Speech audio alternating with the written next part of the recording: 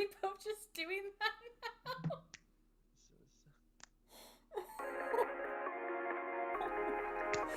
This can't be our cold open. It has no visual implication. I have no idea what the means. We're just gonna be like, what is that noise that's going on there? I have no idea. This doesn't work for audio medium. Dude. I'm not watching this on YouTube, except for all the people that are watching this on YouTube. And hey, like and subscribe.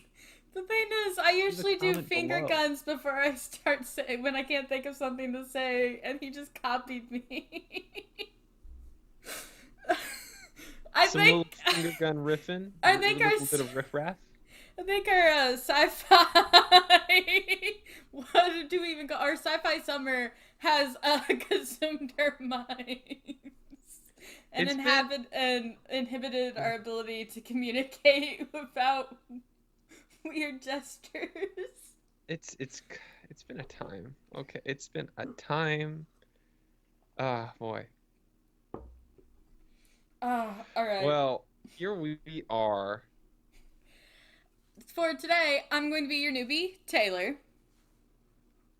And I am going to be your host, Noah, as we dive into the rocktastic musical world of Jeff Wayne's War of the Worlds. Baby, I'm talking ooh, ah, ooh, ah, la, la, la. I have to know, did they like get those giant plastic like straw things you spin around in one hand and they make the weird alien sounds, the alien tubes? Is that what they have in the background of this? So the only reason I know anything about like what actually is making any of these noises is because during COVID there was a YouTube channel that got started called The Show Must Go On that basically just like every week would show a different like stage musical recording. Or just like any stage show, really. So it was a lot of big Broadway stuff, but it was also some international stage stuff, including a version of War of the Worlds that was just on stage. It was mostly just an orchestra and a bunch of guitarists and also a lot of more interesting instruments and a handful of really detailed and expensive sets and also just a giant tripod that shot fire. And a bunch of projections. Qui-Gon Jinn was there as the like narrator. It was well. Wait, exactly is that who's narrating? Not in this version. In this I was version, about to say this does not sound like him. Yeah. No, yeah, this is from the 70s. That's a new like stage production from, the last decade. Okay, But I was about to say like I feel like I would have realized that. no. But that's not the first time I'll be alluding to Qui-Gon in our discussion today. Oh man. So I don't know. I don't know if they're using like one of those, truth be told. I don't remember that. Mostly what I remember is being astonished at how many of the noises were coming out of guitars, or like they'd like hook a talk box up to a guitar and they'd be using that to make all sorts of sounds. And then the rest of the stuff that sounds like your brain could convince was just like normal synthesizer mimicking orchestral instruments. No, it's just an orchestra. They just have an orchestra there and they're just making noises that you think would do on a synth, but in the real. It's just I know they have a keyboard there. I think I saw a Moog in the performance, and there has to be something in there because some of these chords just sound like synth. Okay, but I have one last question before we get into like the actual discussion of what this is. Did they use any oboes? Probably. There probably were some oboes involved. Because I heard oboes, but I wasn't sure if that was actually them or not. I would believe that there were oboes. I mean, like I said, there was a full orchestra there, so I mean, probably some oboes running around. Okay. So, Noah, what is... I almost said John Wayne Gacy, but it's Jeff Wayne's War of the Worlds. Yeah. So, yeah. John Wayne Gacy's War of the Worlds. Jeff Wayne's War of the Worlds is a 70s 2-disc rock opera. Prog rock opera, I think, is the technical term. I wouldn't know. I'm not into rock, prog, or otherwise. Or I am into rock. I just mean like I'm not sufficiently versed in musical genres to be able to tell you what any of those mean. Certainly, I really love this though. It is a very long adaptation of very long for a musical for an album. It is a respectably hefty 90 minutes of musical content adapting H.G. Wells' War of the Worlds. Uh, I remember how in our last musical episode I mentioned, or our first musical episode, I mentioned that there was this period in undergrad when I just sat down and I listened to a bunch of musical albums because I figured, heck, this is kind of a void in like my field of pop culture knowledge. Let's just start like filling. This is a whole medium that I've not approached before. Yes, you did. It's one of the few times you've ever gone out and sought something new. Yeah, it was a groundbreaking character moment. It's very popular among a lot of my fans. It's a good arc. I recommend reading it. You're never gonna let... Okay. So during that arc, this was one of the odder ones that I picked up. I think I must have just seen it in, like, the Bracken Library, like, catalog. Like, well, that's odd. No, wait.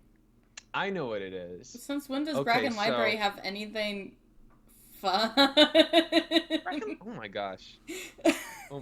Every time I go there looking for stuff to read, it's either stuff I've already read or it's nonfiction, and I don't want to always read nonfiction. The library has so much cool stuff. I gotta take you through the library sometime. I mean, I don't know, maybe it's just me and my tastes, but I felt well served at the Bracken Library. No, they don't have enough fantasy. I could see that being an issue.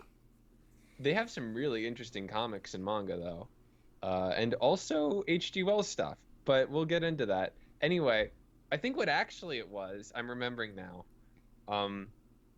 it was actually a podcast episode. I might have mentioned this before, but like one of my favorite podcasts, just hands down, is called the Apocalypse Book Club. It's hosted by Antonella and Sarah and Raven, last name. And the like premise of the pod is that they're going through the history of English language novels that have the end of the world, which includes this one for obvious reasons, The War of the Worlds. And so they did an episode about H.G. Wells' War of the Worlds, and they brought up all like the Orson Welles broadcast, and they also mentioned in passing this musical and how like very sick the opening lines of this musical are, because they are very sick, you know, and they're taken straight out of the book basically, you know. Millions and miles away, minds more intelligent than ours laid their plans against us. It's some very foreboding, very genre fiction sort of energy coming off of it. And I was like, well, that's interesting.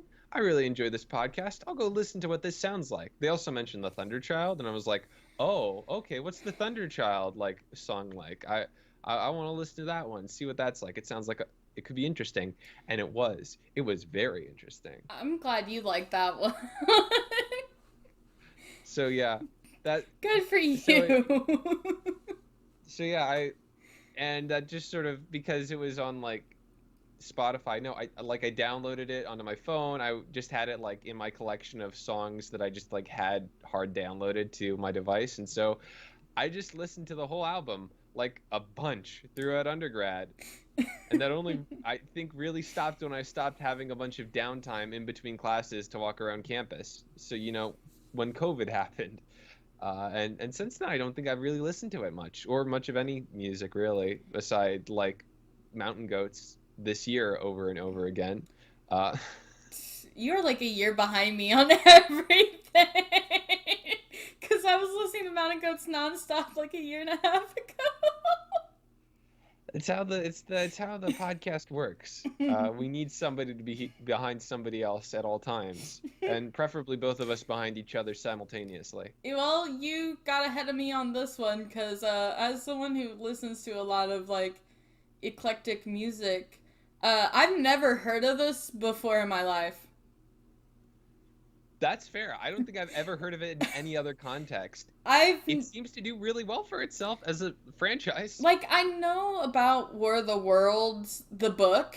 Yeah. Because I'm an English major. People talk about it. Have I ever read it? No. But people talk about it. It's like one of those books on the list of... it's like one of those among many lists of books where, like, people talk about it, but you're not sure if anyone's actually read it. It's like Wuthering Heights. Oh yeah. It's the As same someone issue that's as that read one. a dozen chapters of it and is in the middle of desperately trying to read it for the first time, it's actually kind of good. Weirdly enough, Wells, kind of a good writer, I think. Surprising. Isn't that always the way though? Like I they're the mean, big list. it's the same way, like, I always thought I would, like, hate the Scarlet Letter Mm-hmm. because of, like, everything I had heard about other people talking about the Scarlet Yeah. Letter, how Yeah. it was trash and it was horrible and it makes all women out to be prostitutes. But, like, that kind of misses the whole point of it. Congratulations on not reading. So, that was, that's one of the books that I went into, like, worried about what it would contain, but then it actually turned out to be really good. Not my usual style of book, but decent enough that I kept reading. It's a weird thing with those classic lists, right? Like you spend your whole life hearing people talk about them, but never actually hearing anybody say, "Oh yeah, I read that or saw that."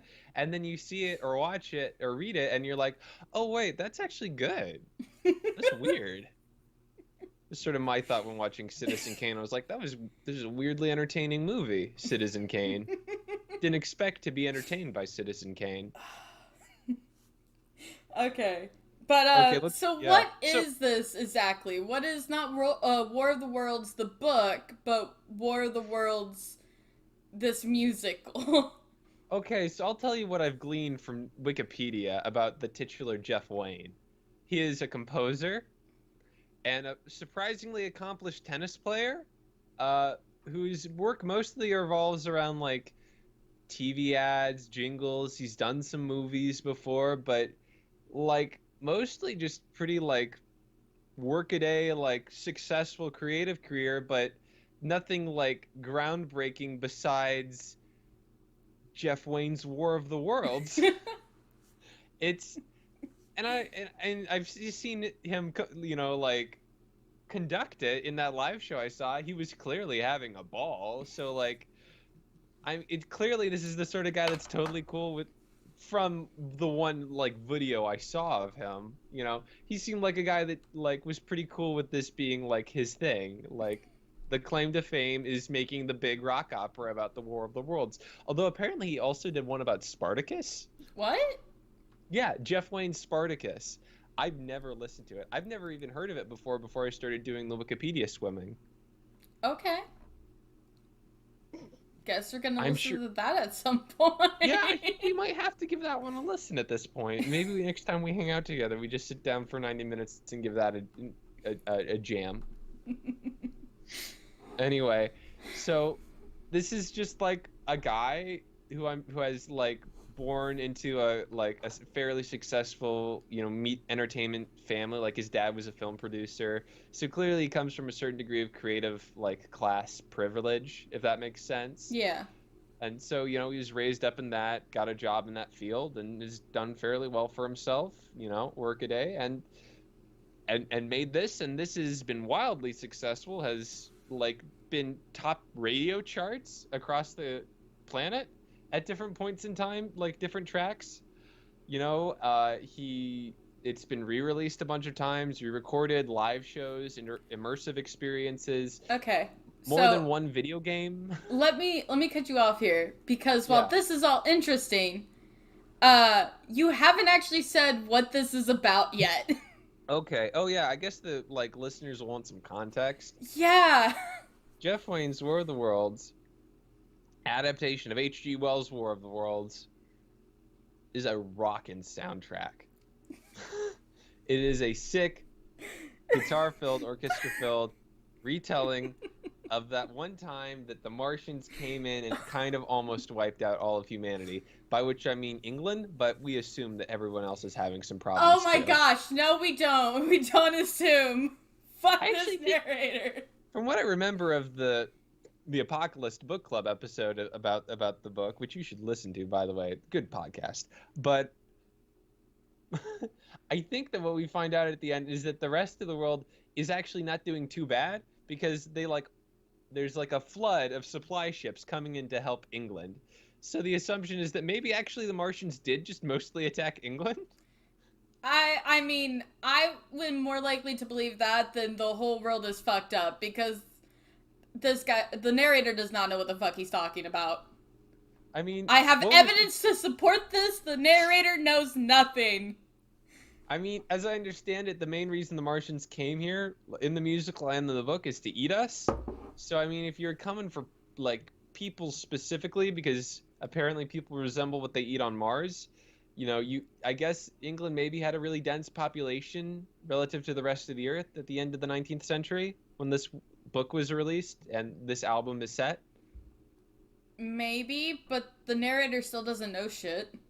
Oh, yeah, he's absolutely, like, backfilling a bunch of info I think that he got from other people. But I guess let's get into, like, how it happened, why don't we? And this will also double as the section in which I answer your questions, because I know that there are a lot, because this is a special kind of musical. Okay. You know? So, how it happened, according to what I heard, was this guy is with an astronomer, Yes, astronomer. I'm sorry, I'm like having a hard time not laughing. And they see something crash from Mars, and the narrator's like, hey, something came from Mars, and the astronomer's like, what? No, nothing could come from there. I'm telling you, there's no way it's from Mars. And then it crashes in front of them. Astronomer's like, I'm gonna go open it up, because he's a dumbass, and you don't go open up shit that just came from a planet you said nothing could come from. There could be something trapped inside. There could be a man trapped in You there. leave it alone until you see what it does. You watch it for a few days and then you go touch. But nah, he goes to touch and he dies, I guess. I'm assuming he died. Everything, there's a heat ray comes out, everything catches fire.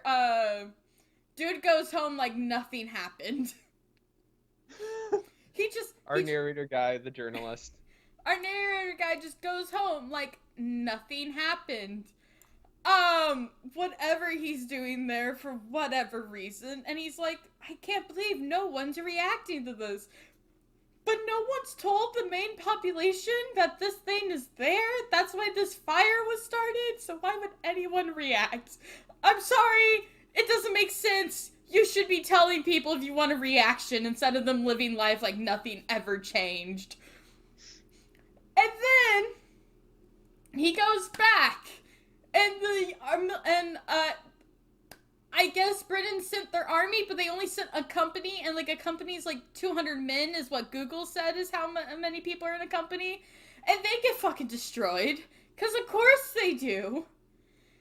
And now they're on tripods. And now there are tripods. Mecha tripods full of Martians going around zapping the countryside. Okay. And everybody's got to get out of town. So I'm not gonna lie. I heard this. I heard the narrator describe the aliens as walking tripods, and I thought of the Tom Cruise movie.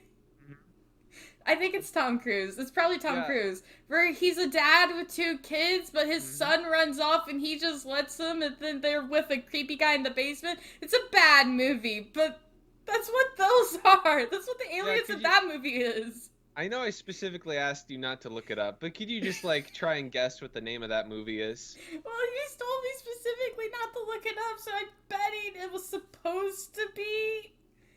It's something War to of do the with World. this book. That's Steven Spielberg's War of the Worlds from 2005. Why is it in America? Because, okay, that's one of the weird parts of War of the Worlds. Like, as I understand it, adaptations basically never do it as a period piece. There's this, and then there's like a couple of ones that came out in the last couple of years, like a BBC one and something else. There are only a handful. Most of the time when Hollywood adapts War of the Worlds, and I say Hollywood specifically because that's where the biggest ones come out of, because that's where the money is. That's where the money is. American imperialism, kids. So we don't condone it, but we do live with it. So, like, whenever it's been adapted, if it's the middle of the 20th century, if it's just after 9/11, it is set contemporaneous with the time, because of course the biggest thing that War of the Worlds is about is powerful empires being terrified that somebody else is going to come along and powerful empire them. And so, of course, America would make that, in the middle of the 20th century and But just that's after not even 9/11. what that movie's about. That movie's not even about powerful empires. That movie's about a dad supposed to be learning how to be a parent, and then he still doesn't learn how to be a parent. Oh, it's definitely that, but it's also got a lot of like post 9/11 fear and anxiety coming through it. Man, maybe it's because it's been a while since I watched that movie, or maybe it's because I didn't finish it because I got bored, but I did not get that. You give it a watch through again and then try to remember any footage you've seen of the towers coming down, and it becomes pretty like, oh wow, that's what you're trying to say, Mr. Spielberg, sir. Oh dang. I'm not surprised. It's not a bad thing. It's very like that was definitely, I'm glad somebody was making movies about that at the time. That sort of like fear and panic. Okay. So the army gets sent, they get wiped out. The dude runs into an artilleryman who's like, hey, we need to run. Guns aren't gonna stop this. They will do nothing. It's like if you try and attack lightning, let's move. And dude's like, but they've got guns. That's what the narrator says. That's his response. They've got cannons, though. I don't think your cannons are gonna do shit, but... And so the two travel together for a little bit until they get separated, and narrator dives underwater to get away from the heat blast, and the artilleryman just fucking guns it. He just fucking keeps running. And narrator almost gets boiled alive in the water. Heat ray. Which, I'm not gonna lie, so even though it kept saying heat ray, it also said everything that touched the heat ray immediately caught fire. So I assumed water won't catch fire, so it doesn't matter if it gets hit by the heat ray. Completely forgetting the fact that if it's a heat ray, it's not tossing out fire, it's tossing out heat, and it will boil the shit out of you. Man, of what I've read of the book, already there's a lot of violence and gore and like the reveal of the tripods. And it's so frustrating that nobody is adapting this specific, that's, like I said, nobody's ever adapting the book. They're adapting the event of a war of the worlds, and tripods maybe sometimes. But the specific, scenes that Wells sets up in the book are, including the heat ray, and that gets incorporated into here, which is why I'm going to excuse myself to talk about it. And the, despite being called a ray, there's no beam, right? Like, when we say, a ray, you assume that there's going to be, a beam coming out. But even in this, they kind of mention, no, it's invisible. It's an invisible light that is leaving a trail of fire behind it. So things are just, catching fire spontaneously almost. And it's terrifying. Oh, that's some imagery right there. Why is nobody using that?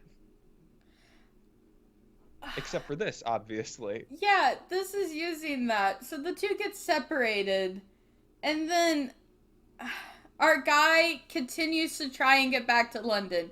He wants to get back to London. London is where Carrie and her father is, but don't worry, her father will never be mentioned again. No Carrie, he's got to get back to his lady love. I know, but he keeps saying Carrie and her father, but he never looks for the father's body, never tries to... No, he sees Carrie once, the father never, that's it. But he keeps trying to get back to London. And I don't... This is where I get confused about what happens next. Because so much happens with all the attacks. So would you care to take over the explanation? Okay. So after the heat ray and getting into the water, he sees a bunch of people are in the bay that he is in, I believe, trying to get onto board boats and trying to get out of England quickly because, England is full of Martians and they're doing nasty stuff. He sees Carrie getting onto a boat among the rest of the crowd, the big, rout of humanity as, this mass march of humans trying to get out of extremely populous island, and he's like, oh boy, this is scary, what's gonna happen? And then a tripod emerges, rushes out into the bay and blocks the exit, and so all the boats are stuck except one naval ship called the Thunderchild, So it which was is a metal-sided naval ship. So it was a naval ship. Okay, cool. It doesn't say it's a naval ship. It just keeps saying, "Oh, there's the Thunderchild, the Thunderchild." It's not a clear name, is it? I was so confused about what was this. Is it a ship? Because it's on the water, but it doesn't say how it's moving. It doesn't say how it's fighting back. What is this? Why does the Thunderchild matter? Who's on the Thunderchild and is dying in this fight? I had so many questions. So I'm not entirely clear on the tactics here, but I believe the Thunderchild swings around, rams down one of the tripods, and is like the only thing that we ever see to take a tripod down single-handedly. And then the other tripods show up, and they just murk it. Just acid flies out and melts it down. It's like 6 different kinds of dead, and we're getting a bopping song about the Thunderchild and the heroic and ultimately vain efforts to save people. Although presumably it works because Carrie gets out of Dodge, along with the rest of the boat. So I guess it made an opening. Yeah. Anyway, the Martians have won at this point. There's no war left. There's no people left. That's what the narrator thinks, and that's bullshit. I hate it. I hate it. Is the unstated asterisk there? He literally says that is humanity's last hope. The world has lost. And all I could think is England's not the world. England isn't the only country in the world. No, I think, well, if you look at the maps if you look at the maps at the end of the 19th century, actually.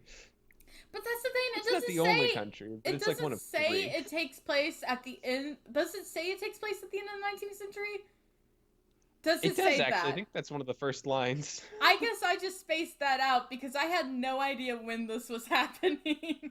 I think that one of the first lines is like towards the end of the 19th century, man did not realize that, intelligence is greater than its own. We're watching us from afar, drawing their plans against us. Damn, I guess I was already tuning out to the music. It's narration. There's barely any music at that point. I just forgot it then. Like, I think I just forgot it. It's totally cool. But anyway, it comes in passing, you hear it. But so the Martians have taken over the world as far as it matters to this one British journalist. Is he a journalist? What was he doing there with the astronomer then? He's just hanging out with his astronomer buddy. They both like books, and they're probably gay. Don't question it. Okay. So he just is kind of trying to wander around, still trying to get to London for no particular reason, truthfully. Just traveling on his own. He sees that the Martians have introduced a hostile new invasive flora that's also kind of a fauna called the red weed. Actually, before the Thunderchild event, he did get back to London, and he got back to Carrie's home and saw that her and her father were not there. Yep. That's the song Forever Autumn, which is my favorite song on the album, and it sounds like a Beatles song. That's actually a pretty fair description. Just a bit more rock in a Beatles. So his wife isn't there, so he tries to get to the ships where everybody else is going to get out of Dodge. Then the Thunderchild happens. And then wandering aimlessly, seeing the red weed spread across the land, ambulating, it's moving. It looks like meat, and it is a plant that is moving. I don't know how this journalist knows any of the shit that he knows. I don't know how he knows that it's a plant. I don't know how he knows that the Martians' homeworld did not have bacteria. I don't know how he knows this shit. He just knows this shit. It must be backfill from people that knew what they were talking about when he decided to start telling the story. Must be, because that's literally what he mentions after the red weed, and how would you know, bud? I don't know how you're getting your fucking information, but I have so many questions. I assumed he was a scientist because of all the shit he knew. Just a guy that knows how to get information for people that know what's going on, I guess. Okay. So, the red weed. What follows is kind of the, continuance of the main general thrust of the story, which is no real characters like ongoing to speak of, except the journalist, who is as hollow, as a Jimmy John's sandwich that you've poured the fillings out of. Just bare bone crust and white. That's what this man is. Running into a bunch of like small little tableaus in the middle of the apocalypse. And the first one that he runs into is between a parson, which I guess is just kind of a British religious figure, and a young woman that maybe is his wife, some kind of loving relation. A parson is a priest. Okay. I'm pretty sure it's... Is that like a vicar? What? I don't understand the fake royal church. Okay. I'm coming after the it's like it's a victor. But it's can also be any member of a clergy of a Protestant church. Okay. Groovy. There were Puritans in one of the towns I grew up in, so I've heard of parsons before. That's how I know. I bet that was exciting. It wasn't. Puritans. It was right next. They had the church right next to the elementary school I went to. I bet that was exciting and not pleasant. Anyways, continue. So, what follows is just an absolute banger called The Spirit of Man. Oh which my god. The parson contends that the aliens are demons, and actually it was humanity's sins that brought along the aliens. And then the woman is like, I don't know, maybe humans have something of value in them. So I'm not sure what, though. His name is Nathaniel, and his wife is the woman who's like, Nathaniel, we gotta go home. And he's like, we have no home. You're a devil just like they are. And totally forgets that she's his wife, Beth. Like, totally forgets who she is and why she's there and why she's looking for him. Doesn't even know his own name. A devil. Just assumes all of the tripods grew out of human skin and are the devils walking around. So galaxy brain maneuver there. That goes well. It goes so well. Yeah.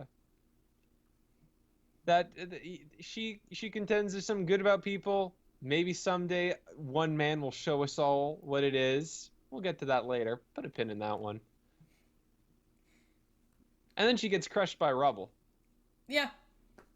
And then Nathaniel's like, devil, why would you take one of your own? Oh my god. No, he literally... Okay, so here's the thing. Because I quoted it, and you quoted it, and this is his exact line.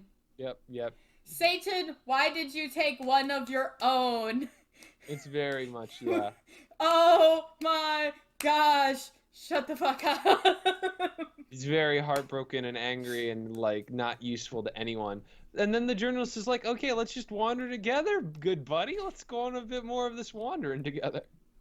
Do they even wander? Because the next part of the journey you find out is that they're still in the same town, hiding in one of the buildings near the church, because the church was blown up. It's like 9 days of hiding in or under the church, and then... Tripod shows up, sticks a tentacle inside to look around and see if it can't get any human, because at this point we figured out that they're, like, draining humans of blood and injecting it right into their veins, because that's how they eat. So it was the aliens doing that? Yeah. I thought the parson was so out of his mind, he was, like, using needles to take blood out of dead bodies and injecting it into himself, and I literally wrote in my notes, how is he not dead already? No, that's different blood types do not go well together. That's how the Martians are eating. They're just, jamming human juice right up inside of them. And they're looking for a bit more human juice, a couple more British Capri Suns, and they're reaching into the church. And the parson's like, it's a devil! Ah! And then journalist is like, well, I can't let that continue. And he, like, unceremoniously knocks him out and then hides. And forgets to hide the parson's body because the tentacle finds it and drags it away. And the journalist is like, well, that was on me. That was definitely on me. That was on me. My bad, guys. Guess I'll have to feel the consequences of those actions while I'm still alive. Anyway, gotta go be alive somewhere else. Time to get out of Dodge. And he runs into an old friend of his. It's the artillery man from before. Okay. So there's a song on the album called The Artillery Man Returns. However, it's a minute and a half long. It does not actually have the artillery man on it. It's just the dude walking and complaining about how I killed the parson and now I have nowhere to go and I don't know where I'm going. I might as well go to London. So he goes back to London in this minute and a half song, and then the next song is when you actually get the artillery man, if you want to go straight to his part. I know what you're thinking. You're thinking Tigereyes 45. 90 seconds isn't that weirdly short for a song. That seems like a bit brief, but that doesn't seem too bad. Why would that seem extraordinary and worth mentioning? Because all the songs on this playlist are anywhere from 5.5 minutes to 11 and 40 seconds long. This is a very long musical. It's so long. And the Artillery Man Returns is a minute and a half and the shortest song on the album. It is mostly instrumental, this whole musical. It is mostly just that orchestra and those guitar players and rocking it out. Having a great time on a theremin. That is what is going on here. People just playing, filling the sound space. So, the Artillery Man returns. Art is back. And he's like, get out of here. I own this land. I will kill you. And the guy's like, you own it? What? With an amount of British propriety that I did not believe he could summon in this. Simply because he's been talking about how the world is dead for so long, I didn't realize he still had that kind of arrogance. With talking to a man who has a gun in his face. There is no amount of, suffering that could ever take the Britishness out of the British people, I guess. But the artilleryman's like, you heard me? Oh, wait, I know you. I thought you died in the water. And dude's like, I thought you died from the heat ray. Hey, man, come in. Let's have a great time together. So, let me tell you, I've got this great plan. So Art invites him in, and they play cards as Art explains his grand plan for the reset of the world. And listen to this, everybody. It's Darwinism at its finest. The weak will die, and the strong will live. But not all humans are weak, even though the strongest are clearly the aliens.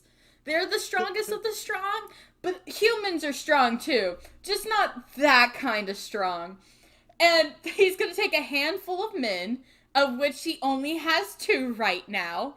And they're going to dig underground and live underground. And they're going to build hospitals and banks and prisons. The most important things to have in human society. The essential things. I'm Barracks just saying, and stores. Capitalism brain rot is a thing. When you're putting banks and prisons next to hospitals, I think you need to take a second, bud. That doesn't sound. Wait a minute. This says this track is called A Brave New World. What is? Doesn't that? Oh no. Yeah, so the Brave New World is where all weak people die and strong people live underground in his world, where there's hospitals, banks, and prisons. And there'll be a school, but the only thing that will be taught in that school is science, because poems don't matter. That's straight up what he says. Poems is rubbish. It doesn't matter. That teaches no one nothing ever. Only science will be taught so we can make weapons of mass destruction to fight back against the tripods. With our handful of men. Yeah, they're definitely gonna have kids. But not even taking him literal in that aspect, if he's also including women in that, which, again, both the narrator and him don't see anything wrong with referring to only men, as if only men will survive and somehow they'll still have kids. But, the society he talks about is so depressing. He keeps going on and on about how great it's going to be, but he can't really dig. He doesn't know how to set anything up. He says people like you will train the students to know science, which is why I also thought the dude was a scientist. Because why would he know science otherwise? But he doesn't know how to get electricity running. He doesn't know how they're going to get water underground. He doesn't know how they're not going to die. Basically, he doesn't know shit. And this is a bad time to exist. The artilleryman literally talks about a society that, like, if I was hearing, I would just leave. Because this sounds like it's going to be a place where women have no power. Yeah. Women are going to be, abused. And I'm gonna take off, because as a woman, I don't want to be there. And so bye. And though not for that reason, that's what the journalist shortly leads, because he sees the man is trying to execute on the plan. He's like, hey, you want to see my tunnel? I've been working on it all week. And then the journalist goes down to the basement, and it's like 30 feet. Yeah. You spent all week on this. And the journalist's like, I could have done this in an afternoon. No, okay, first off, digging 30 feet in an afternoon is actually really fucking difficult. It's really incredible. I'm not sure where the journalist gets off on that one. As someone whose digging is her job, okay, you did not sleep. Good luck with that. But, it's just ridiculous. Yet he doesn't leave because of that. They stay and play cards. And while they're playing cards, the journalist can hear people dying in the distance. And that's why he leaves, because he feels bad. So he leaves. But he doesn't plan to do anything. He just leaves because he doesn't want to hear people dying anymore. And leaves the only friend he had to live alone and go even further insane. It just seems too perverse to him. He's drinking champagne and playing cards in a basement while the world is ending outside, and that's what tips him over. And frankly, man, I've been there. We've been there. So that's the red flag? That was the tipping point, Mr. Sir? So the world is the next song is Dead London. And I cannot stress this enough. That's about. And I cannot stress this enough. He keeps talking about how the whole world is destroyed because London's destroyed. And no, London is destroyed. That's the whole world. And all I can think is, you have not heard anything from any of the other European countries, let alone overseas. What the fuck are you talking about? If they destroyed London, what else could possibly stop them? They destroyed London. Everything else is meaningless. The world is... The nationalism in this annoys the shit out of me, and that's why I can't stand the narrator. Because the narrator knows so many random little facts about the aliens, but he doesn't ask anyone how anybody else on the planet is doing. He keeps learning shit about the aliens, but he doesn't know what other countries are doing. He doesn't care what other countries are doing. He doesn't know who survived. Sending a boat out of England means that Carrie's alive, but, like, they could have attacked them in the ocean or anything, and he just doesn't bother to ask if anybody knows. Like, just does not even think of it, but he knows all this random shit about aliens, like their homeworld has no bacteria. Yeah, it's bullshit. It's some fucking bullshit. So, in London, it is rubble, it is fire and smoke and ash. And he's wandering around. He is sick and tired and exhausted. There's red weed everywhere.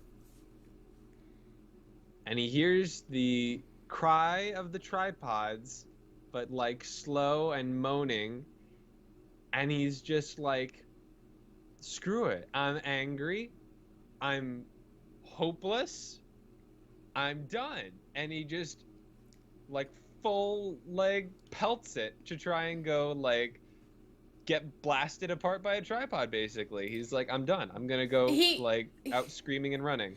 It's not even that he's going to go out screaming. He says something along the lines of, and in that moment, I don't know why, I felt the need to run to the tripods and lay myself before them.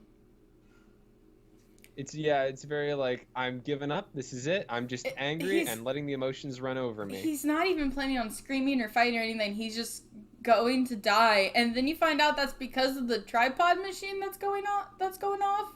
I don't think so, but I'm curious where that interpretation came from. Because he says something like, okay, he doesn't realize it's a tripod that's making that sound. But the longer he hears that sound, the more he wants to die in front of the tripods. So he follows the sound, and it's not until he gets there that he realizes that's exactly what it was. It was one of the Martians' machines. And then he sees all the Martians dead, having been killed by bacteria. And suddenly, the wailing doesn't mean he wants to die anymore, but the longer he hears it, the more he thinks about how he wants to die, and how he wants to die in front of the aliens, the Martians.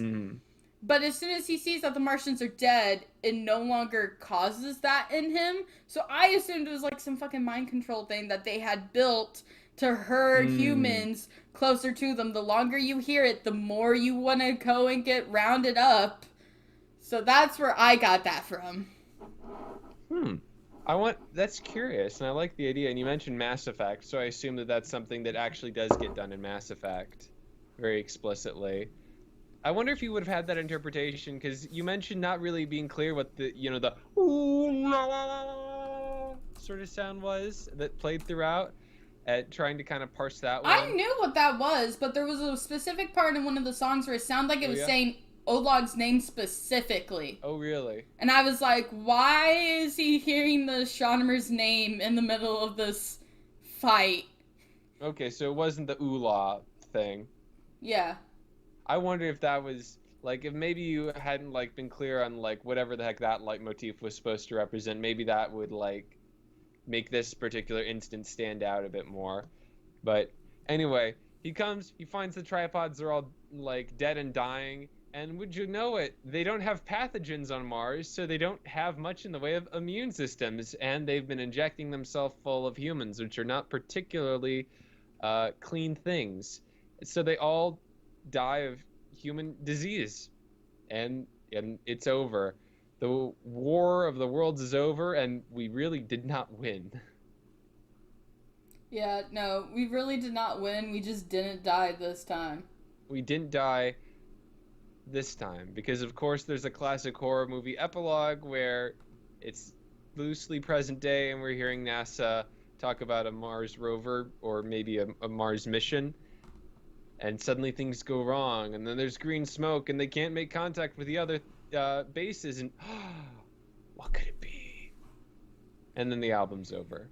Yeah, and I don't understand why, if it's a rover that's on there, why can't they make contact with the other bases? Because they're not on Mars. It was one they're rover. Not being attacked yet. Are they like jamming their transmission? The implication seems like it's supposed to be they've been attacked and destroyed, but they just saw the first thing get launched, so it couldn't be. Whatever. It couldn't be that they're already destroyed. Like, that's not possible. And also it wouldn't be a surprise that there was something happening, because I know you're Americans, but you had to know about this one time 60, 70 years ago when, England got annihilated by Martians, right? Like, the whole second epilogue, it only makes sense if you assume that the rest of the album didn't happen. Literally, okay, so this is NASA. This is NASA talking about it, which is why it makes even less sense. Because I could believe, like, maybe some random people aren't aware of the event that happened the decades before the final song, the last epilogue.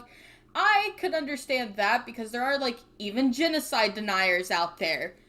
Yeah, absolutely. There are World War II deniers out there. Like, I could believe a common person not being aware of this. But NASA doesn't know. NASA, really? Oh, man. Now you got me thinking that we have to do, like, a post-War of the Worlds novel with War of the Worlds truthers. Holy shit. Oh, man. I just love how...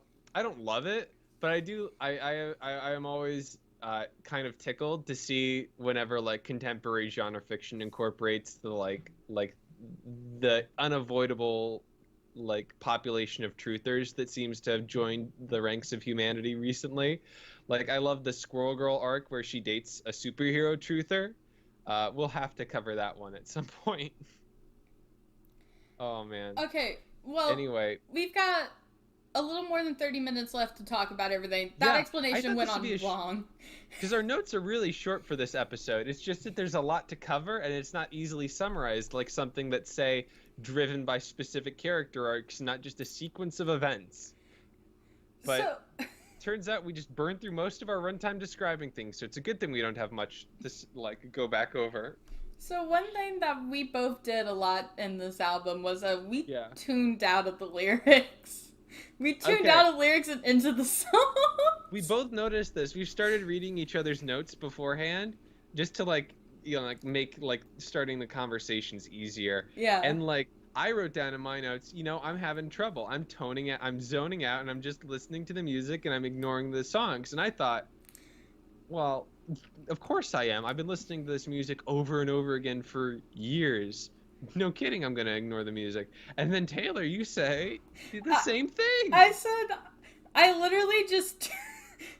I said I had to repeat this one halfway through because I realized I was only listening to the music and none of the words. That was the second song, guys. That was the He-Ray song. The second song. And I'm like...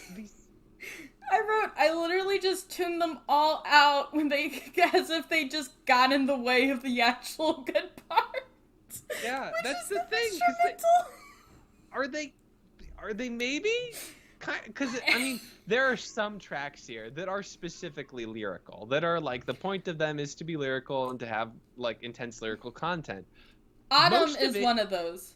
Forever Autumn is one of those. Spirit of Man, Brave New World, which are coincidentally, like, some of the greatest hits. They are, though. Not gonna lie. But also, not to bag on the instrumentalist portions, because holy cow, Red Weed, Dead London, just the intro? My only issue with the instrumentals, and this is not like a big complaint, but it's so fast-paced. Everything is so fast-paced because everything's happening quickly in the story. You gotta keep it all fast-paced because you're dying. There's only like 2 songs that really slow down, and that's Forever Autumn, when he's mourning the dead, and then the beginning of Thunderchild, where nobody knows what's going to happen next, and then the fight starts, and it gets fast-paced again, and it does not slow back down. And also Dead London, too, I guess. That one's kind of slow at the start. That one's slow at the start, but it does the same thing where it picks up pace. Tempo goes right back to the rock opera zone. But my issue with the fast tempo is that the music changes so completely, and that's so great. However, I don't feel sad about anything happening because the music doesn't feel sad. The music feels like, let's fucking party. It feels like something you would hear going off in a club. I danced to this. I danced to this when I was tuning out, and then I had to go back and re-listen to the song because I didn't hear any of the lyrics again.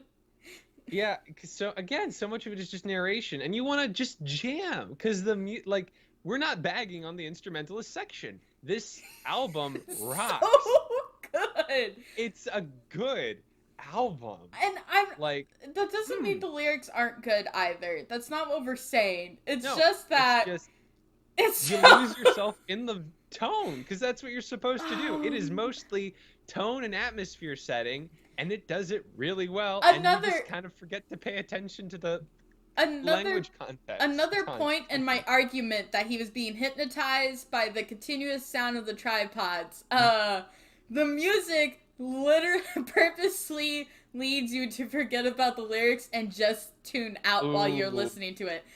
Another point. You got me there. I can't counter that one. That's a fair point. And again, these are really long instrumentalist sections. I mean, the tracks are like, again, they average 10 minutes. And I'm not complaining because it's a good 10 minutes every time. it's just easy to miss the lyrical content carrying the narrative because it pops up for like 30 seconds every few minutes in the middle of a 10-minute track. It's like there are specific moments where I like tuned back into the lyrics before restarting the song, and it was always when something was being said that pissed me off. It was always something that snapped me out of it once or twice was when the narrator was talking about how the whole world's dead because London's gone, and I'm like, wait, that doesn't make any sense. What the fuck are you saying? And then two, when the parson in Spirit of Man sings about how there's nothing worth living for, there's nothing worth staying around for, there's nothing worth dying for. And I heard that, and I'm like, okay, there's nothing worth living for, there's nothing worth risking your life for. Okay, so are you suicidal? Is that where you're going with this parson? And then he says there's no point in dying either. And I was like, that doesn't make sense. That does not make sense. So you had to go back because you got paradoxed. No point in living, no point in dying. There's nothing for you to do. What is that? Guess I'll just exist absurdly. What? Hang on. And like, I'm not making fun of people who feel as if there's nothing worth living for. That's not what the problem is. The problem is his wife was singing to him the whole time about how they can keep living. The world can be good again. And he's like, no, the world can never be good again. And then he says there's nothing worth living or dying for. And then she dies and he says nothing. He just continues repeating it. It's like the same, his mind just sort of like doesn't, like he says, he doesn't understand. Like, wait, why would Satan take one of his own? I mean, I still think that she was definitely one of his own, but I don't even understand that. It's just, and the narrator does nothing. He just watches him. He's like, he's a parson, he's a religious man, so I can't just let him die. But this religious man's talking about praying the aliens away. And he keeps trying to run out. And then he'll fall in the street and lay down and not do anything. So I guess I'm just gonna watch him. And then I knocked him out with a blackjack and I let him die instead of me. It just, I got paradoxed and that pulled me out. So, yeah, so suffice it to say, sometimes it's just hard to follow the lyrical content. But, which is why we had this whole section where, like, I thought the mechanisms was kind of dense and hard to follow. This is not dense. It is hard to follow. It's not dense at all. It is lighter than air, this craft. In Once Upon a Time, every line told you something new about the war and the people in it. But in this, it's just like a stream of thought. It's just, yeah. It's just a stream of thought that where not everything adds to it, so you think you're okay not hearing everything, but then you're gonna get lost so fast. Yeah. So pay attention if you're gonna groove and jam to this, you know, or don't, and just lose yourself and like understand you're gonna have to listen to it a few times over, which is probably not a bad thing. You know, I don't even really like a lot of the Beatles songs. I personally do not like. I only like a handful of them. And that's not me knocking the Beatles, but I loved Forever Autumn, and Forever Autumn feels like it's a Beatles song. Like it's like a bit more rock in, you know, the Beatles rock and roll. You know, it's very. It kind of reminds me of of My Old Desk. Have you ever heard that song? No, I don't think I have. I'm gonna send you that song. Oeuvre is small.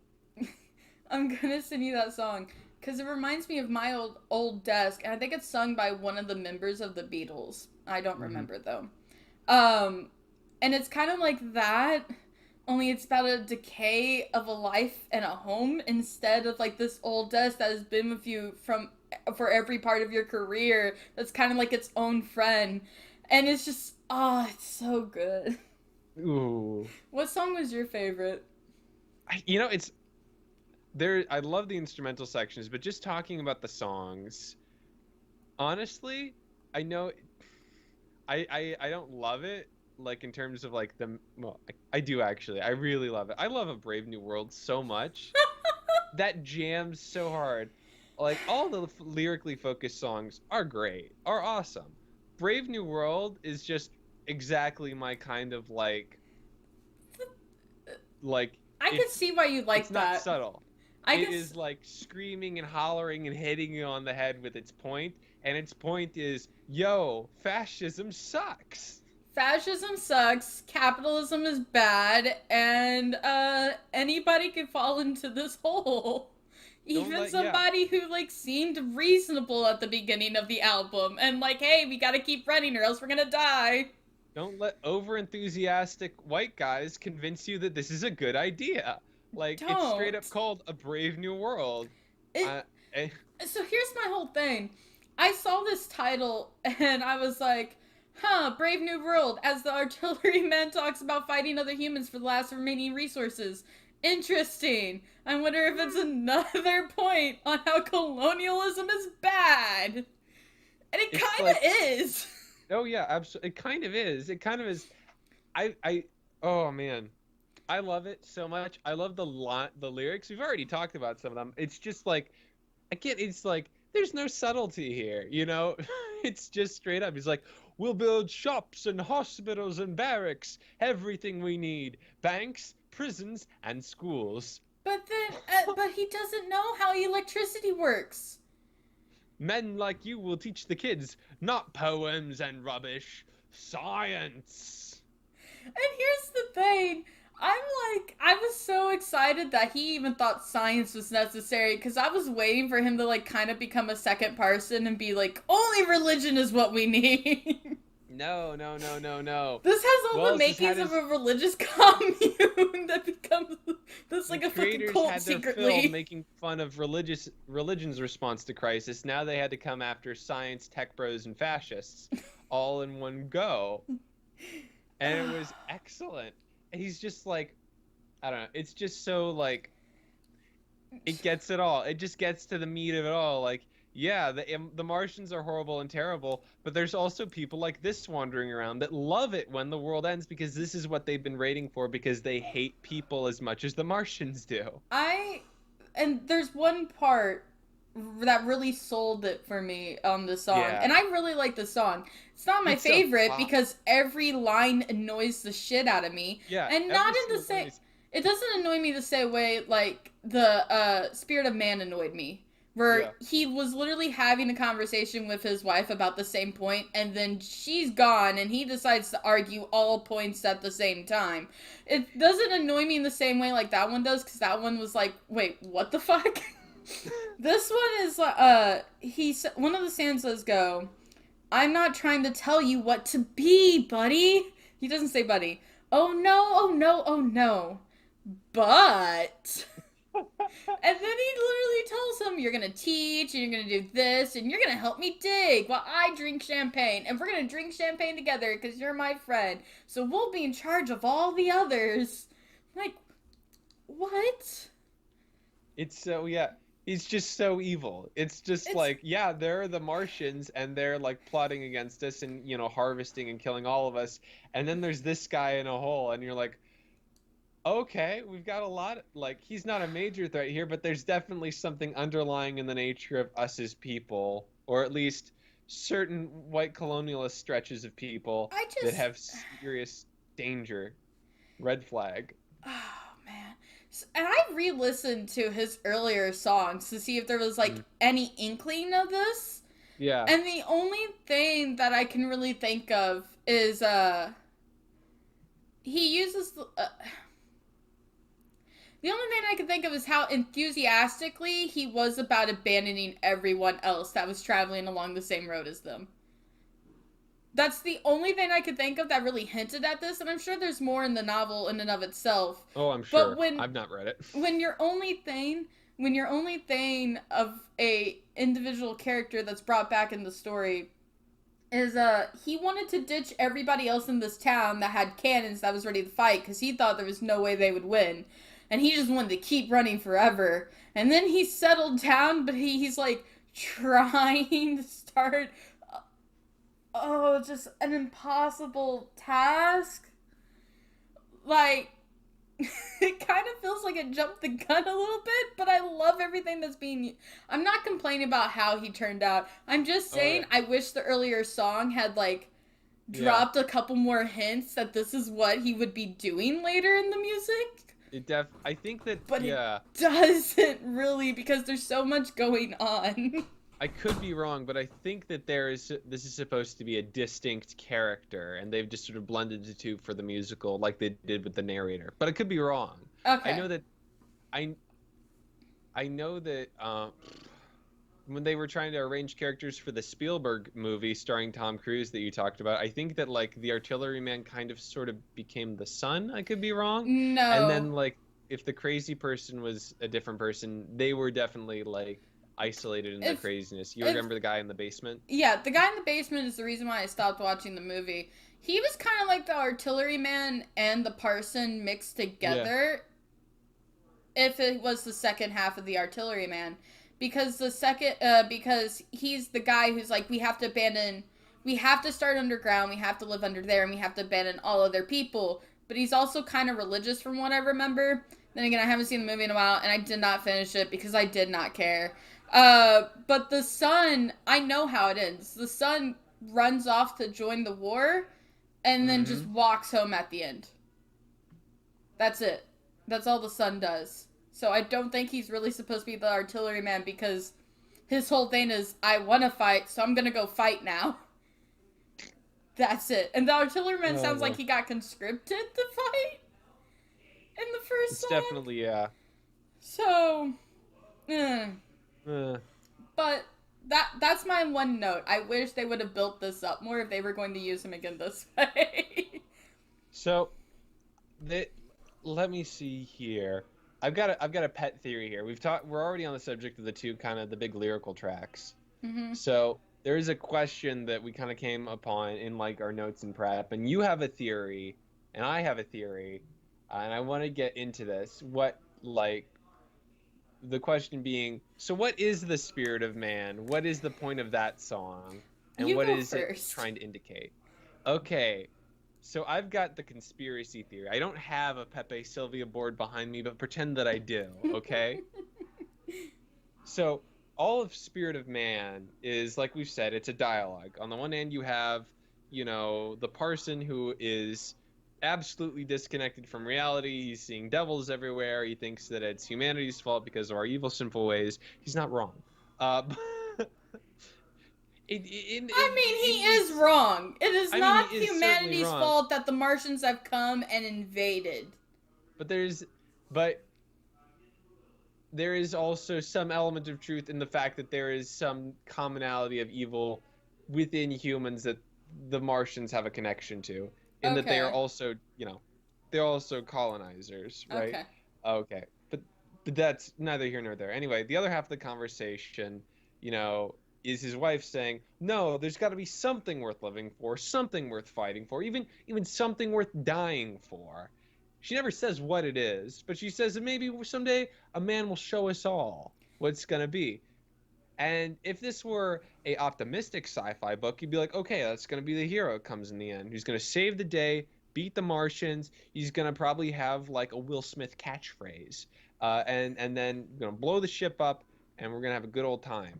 And maybe Malcolm, Ian, what's his face from Jurassic Park will be there, and we'll have a great time. Independence No, Day. that's I was really just no. trying to think of that title of that movie. This is not It's an Independence Independence Day. This is not Independence Day. We are going quiet. We're not going quietly into the good night. We're going screaming and kicking and being sucked to death into that good night. In this one.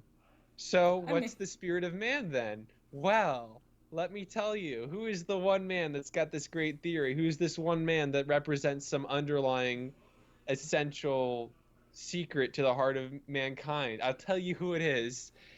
The only possible answer that this musical offers to the question, what is the core of the spirit of man, is a brave new world.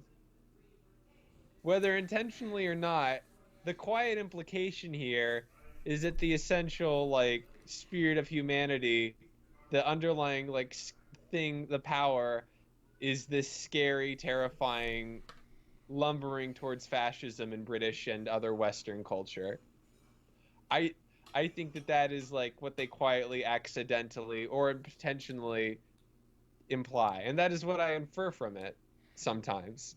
Okay, we went to completely different My places. my pet theory is that the spirit of man, well, is not intentionally, but is accidentally implied to be, you know, some horrible underlying, nastiness embodied by the artilleryman. That's really interesting. My whole theory was that. So the spirit of man specifically follows Beth, the hopeful optimist in the Mm. situation, and her husband, the nihilist. I'm not even going to call him a pessimist. He's a nihilist. He thinks everything's doomed Oh to yeah, end. I'm using the correct one, right? Nihilist. I was an Nihil. art major. I didn't. I want to make sure. I did not. I was the one who read theory, and I Ah, okay, really okay, believe in okay. theory. Yes, yes. Hey, I read theory. I just read different theories than you did. Nihilism is the right one. I had to double check.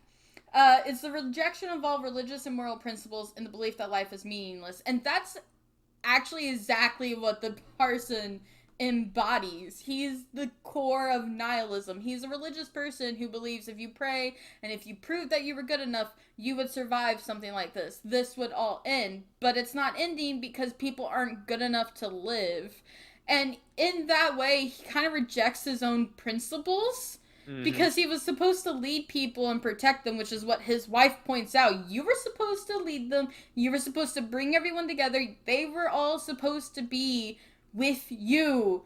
And then you left and locked yourself up in the church until you got forced out of it.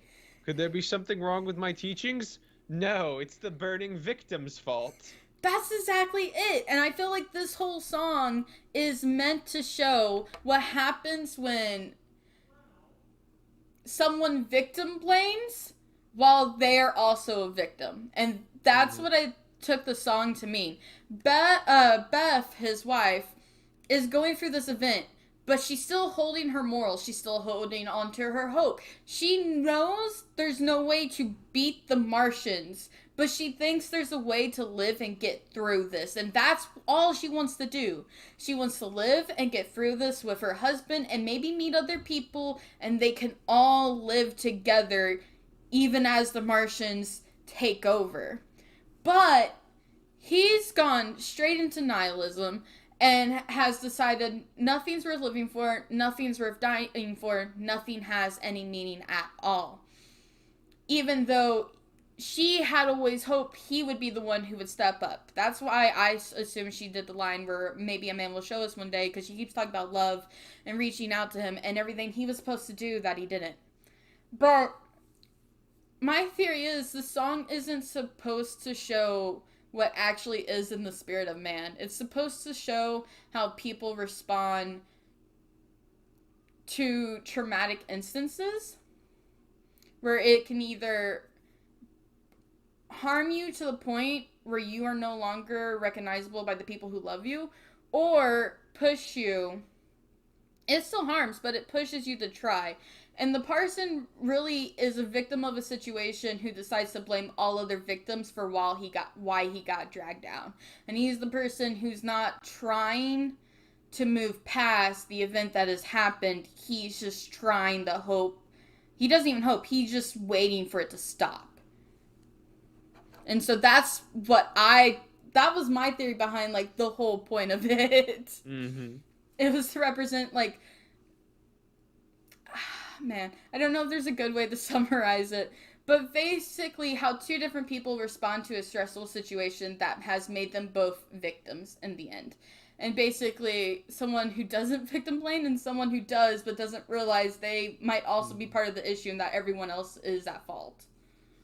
That's definitely a good framework, and I like that better because you can extrapolate it outward to the whole show, Yeah. which is just sort of, how are people responding in a crisis?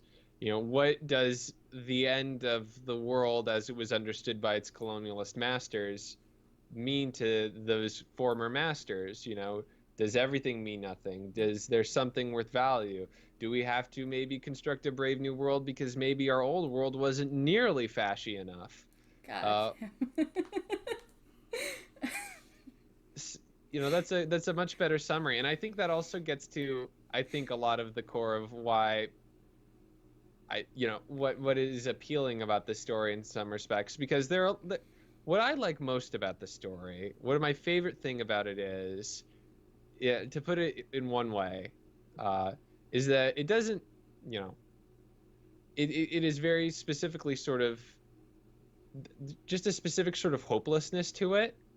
You know, Wells doesn't reject this idea of like hierarchies and the right of stronger people to conquer. He just says, okay, Qui-Gon's maxim, there's always a bigger fish. What happens when they come along? How will you feel about that then? And I love the kind of hopelessness that he puts you know, these people into, this circumstance of, oh, this greater power is coming through and it is going to annihilate us and our culture and everything we've ever understood or known or loved. And we can't stop it, and we only survive because of an accident. So there's another story, and it's actually a short essay that really made me think of this, and it's supposedly by George Orwell. Oh yeah. And it's the shooting an elephant story.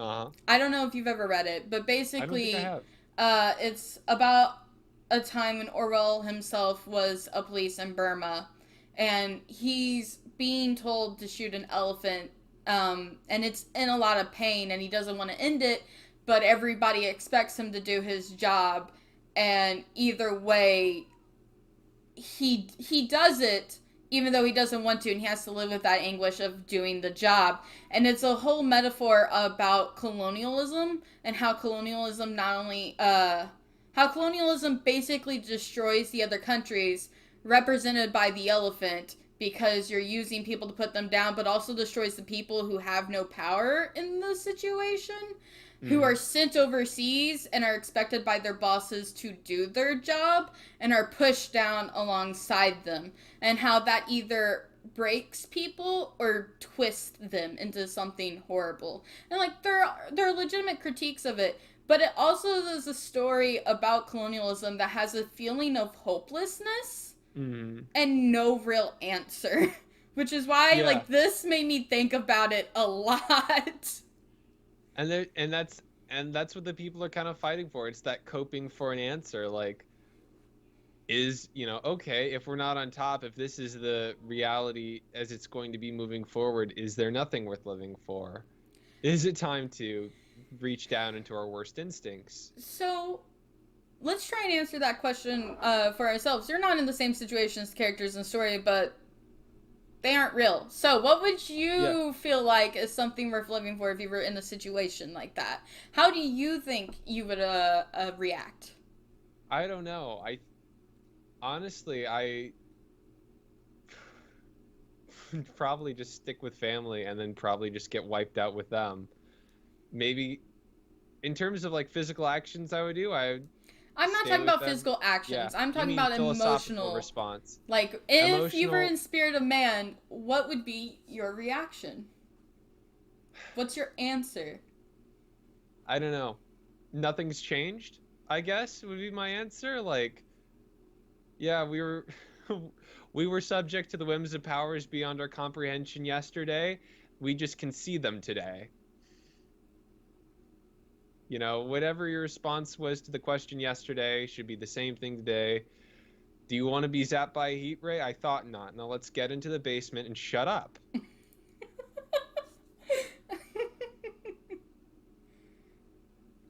Interesting answer. You want some Camus? I'll give you some Camus. We can talk about the myth of Sisyphus, but we got to get into the basement now.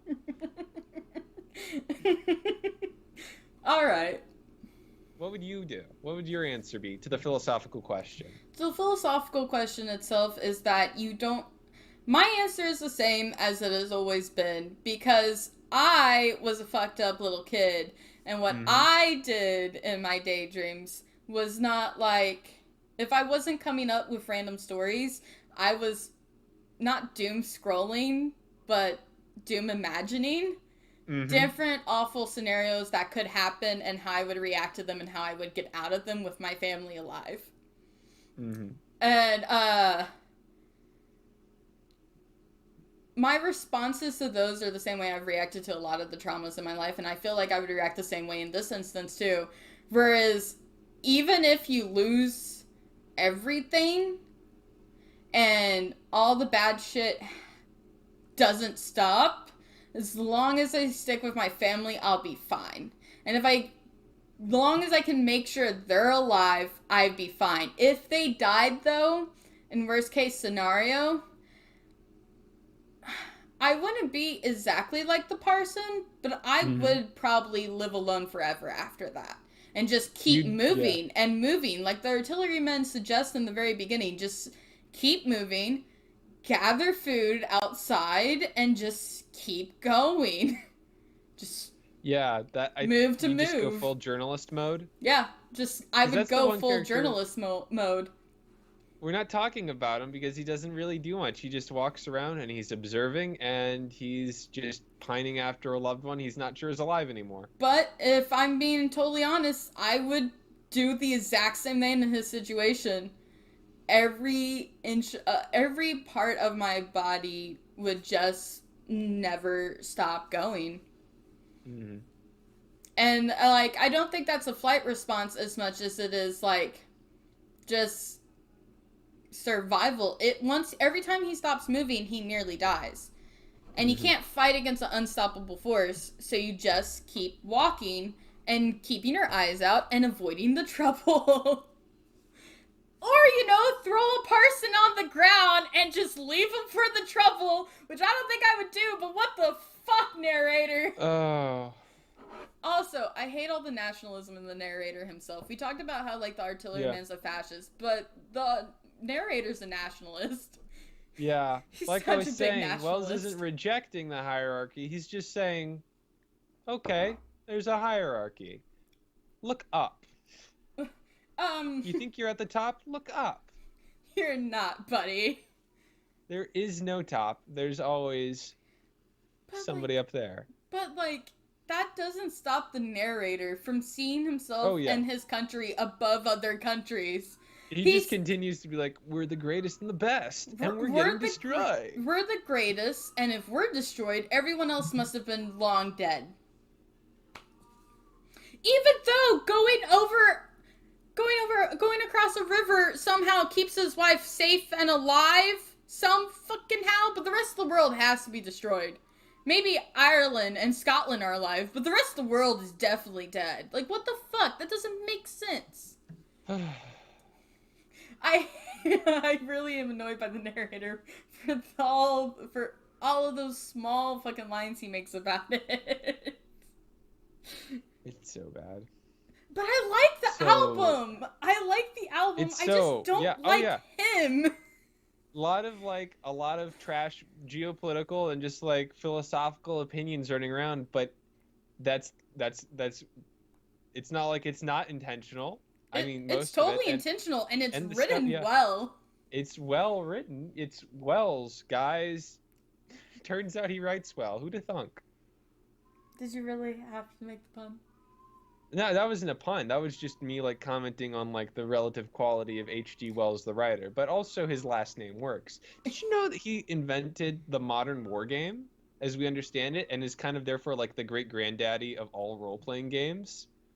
Like, I was not aware. Cool dude. Like, he's super anti-war and also invents war games because he like can't deny that like, no, actually, like, I love playing pretend with war. That's great. I love it. Sick. Real war sucks. Stop doing it. He's a mad lad. I love him. Okay. Oh, man. I don't know enough about Wells to, like, really contribute anything. Did some cool stuff. I'm sure he did some trash, too. It's the late 19th century. He's a British white guy. Of course he did. But he did, Orwell did, too. His relative cognizance about the trashness of his own culture speaks for itself. I'm definitely gonna have to read some Wells, because everything you're describing about him is like stuff that I really like Orwell writings for. Mm-hmm. because he also has like done some shitty things, but he's very conscious about how they're shitty and Mm-hmm. writes about how he is therefore a shitty person for doing shitty things and the government needs to stop putting people in the same situations he was put in. And Mm-hmm. so like that's why I really enjoy a lot of his writings as well. It's, I think, it's real. Not a great Yeah. person, but Yeah. kind of there's something kind of not forgivable or gratifying, but it's easier to like a person or a character that knows they're kind of awful. And yeah, there's that consciousness there, and there's some like evidence of an effort to it. I guess that makes that more empathetic if you also kind of come from that same sort of background. I'm sure that people that aren't from, kind of a white American background might not be so empathetic to that kind of character, but Fair I don't point. know. It's a fair point. But I ain't arguing against that. It's probably yeah, true. we're suckers for it. I'll be the first to tell you that that's most of why I like Superman, but we'll get into that in the Oh my future, I'm gosh, sure. I cannot stand And you him. can't stand Superman, so you already understand that. Oh. So, oh man, to start wrapping this one up, you know, having like gotten back and listened to this album a bunch, I didn't do just a two-time listen through. I did like a two and like three quarters, like a bunch, like jump around kind of rewatch, and just kind of had fun because getting back into listening to this album again for the first time, and I don't know, I could say a year and probably be right because yeah, most of the time between now and the last time I did most things is about a year for reasons. Uh it's still bops, guys. It's like, It's ooh, such a tasty bop. stuff. This might be one of like the few albums I go back and like search for just the instrumental version of.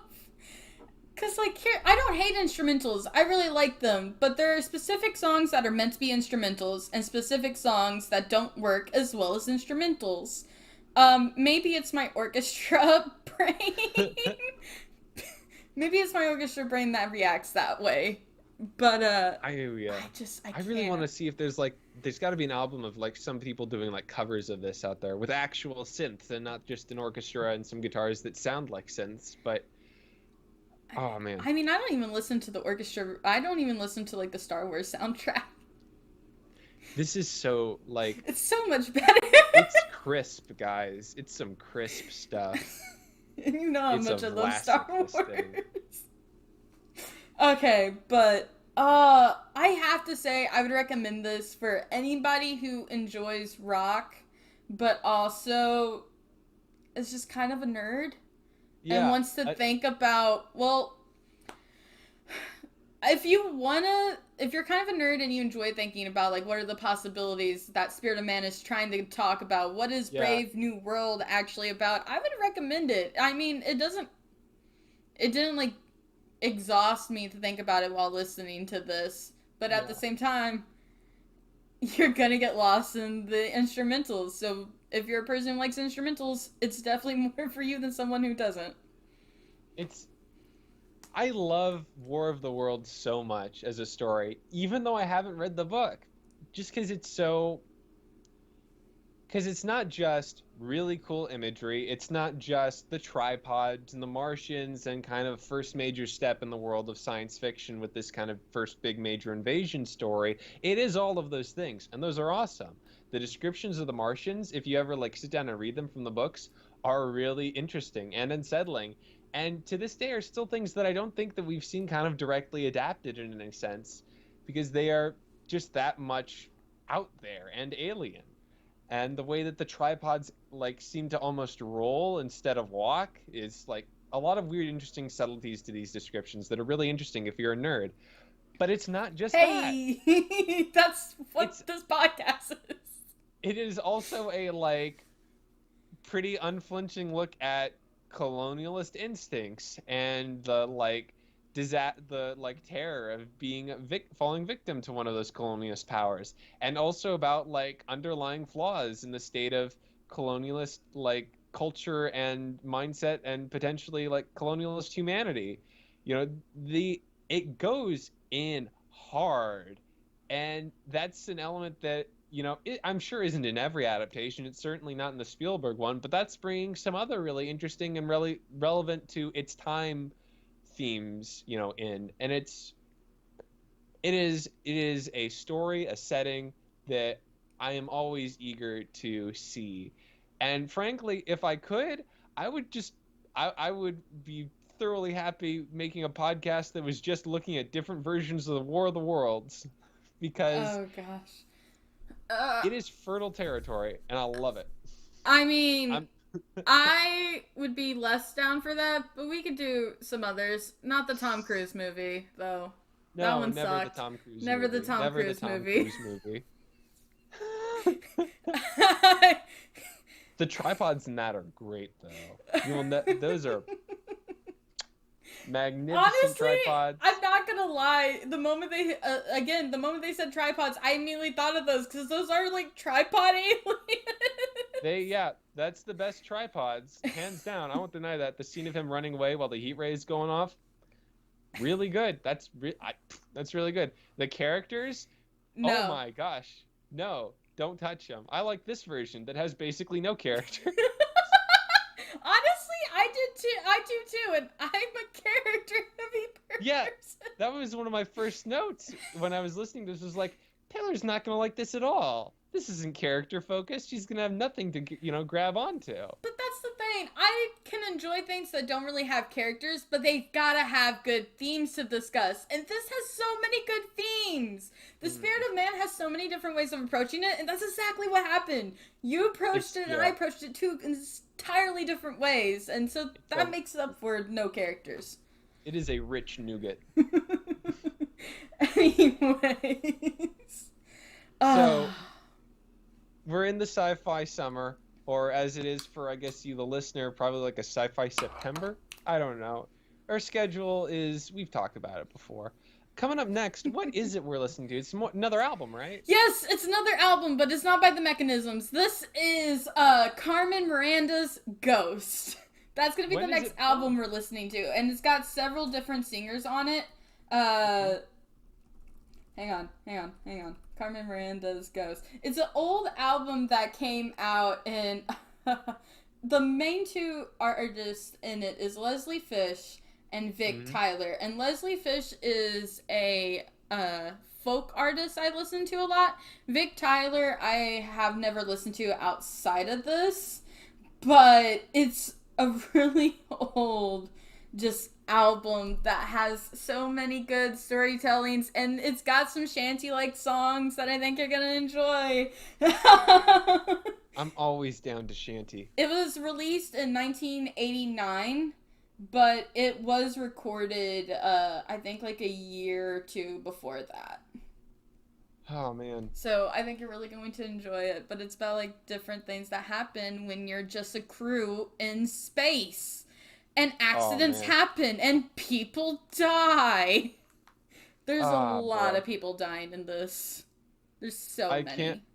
Is there, are we going to have, oh yeah, the last one. Well, kind of not really, though. I was going to say, are we going to have an entry in the sci-fi summer that doesn't involve a lot of people dying? And I was about to mention Galaxy Quest, and then we'll get to it. We'll get to that one. We'll get to that one. I don't. Are we doing that for sci-fi summer? I thought we were going to do that at a later point in time. No. The Galaxy Quest is the finale of the sci-fi spectacular. The other thought was Firefly, and then we decided it's Galaxy Quest because it's a movie, and nobody's got time for even a 14-episode series. Plus, it means we don't have to talk about that one guy whose name we're not going to mention. What one guy? That one guy. Bad feminist director. I don't know shit Firefly. about Firefly. I don't know. You don't even have to invoke him. Okay. Doesn't matter. All right. It's been a fun ride. Y'all should go listen to Jeff Wayne's War of the Worlds. There are like radio cuts at the end of the Spotify playlist that you can listen to that are shorter if you just want to get like a taste. Listen to the medley, maybe. Or Forever Autumn. Anyways, I've been your newbie, Tigereyes 45. I have been your host, Noah. And Noah, do you have anything you would like to say to me? Uh, It's literally our outro! oh yeah, I forgot our catchphrase. Were you about to start singing? It's usually the first thing I do. Well, thank you. Thank you so much, Tigereyes 45, for bearing with me as my brain just sort of got melted by all the oolahs. You finally caught Jeff Wayne's War of the Worlds. Congratulations. Have a nice night, everybody! It's our catchphrase. I forgot our catchphrase. It's Our that social media hypnotism person's gonna be- melting! It's that hypnotism! It's melting your brain, dude! It's melting my brain. Oh man, our social media guy's gonna be so upset at me. It's so bad. Oh no. No, Todd Mantha. I didn't mean it. Todd Mantha. I'm sorry. I'm stop crying. I'm sorry. I'm sorry. I'm ending the stream. I'm sorry.